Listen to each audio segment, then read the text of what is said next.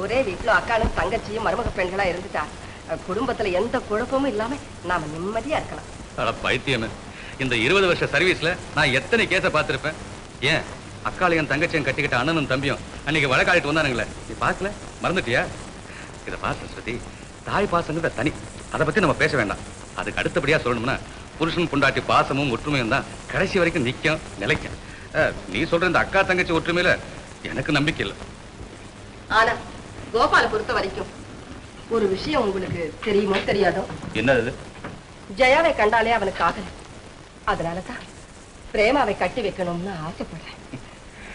உனக்கு தெரியாது சரஸ்வதி, தேன் ரோஜா பூலையும் இருக்கு, வேப்பம் பூலையும் இருக்கு. அது போலவே அன்புங்கிறது புன்னகையிலும் இருக்கு, பொங்கி வர கோபத்திலையும் இருக்கு.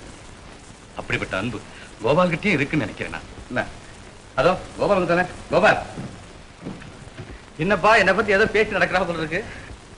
உன்னை பத்தி ஒண்ணும் இல்லப்பா, கல்யாணத்தை பத்தி தான் பேசிட்டு இருக்கோம். இதை பாரு கோபால், நான் சொல்ற பொண்ணை நீ கட்டிக்கிட்டா உன் லைஃப் ரொம்ப ஸ்மூத்தா இருக்கு. நீ ஜெயா தான் கட்டிக்கணும். ஆமா, நான் சொல்லிட்டேன். என்ன சிரிக்கிற? What's matter? Come on, speak out. உங்க அப்பா அப்படிதான் சொல்லுவாரு. கோபால், நீ வா போலாம். கோபால், மறுபடியும் சொல்றேன், உங்க அம்மா சொல்ல பொண்ணை கட்டிக்காத. ஞாபகம் இருக்கட்டும். விஷயம் இருக்கு, நான் அப்புறம் பேசுறேன். கட் பண்ற பாரு. அரே பிரேமாவா? எப்ப வந்த? மத்தியானம். பிரேமா, உங்க அக்கா கூப்பிட்டு போல இருக்க. போமா. ஜெயா, நீயும் கொஞ்சம் வெளியில போ. ஆமா, நீயும் போ. புட்டுத்தனா பாருங்கம்மா, பழிச்சு காட்டுறா. கோபாலா, ஜெயாவை உனக்கு பிடிக்கலன்னு நான் எப்பவோ தெரிஞ்சுக்கிட்டேன்.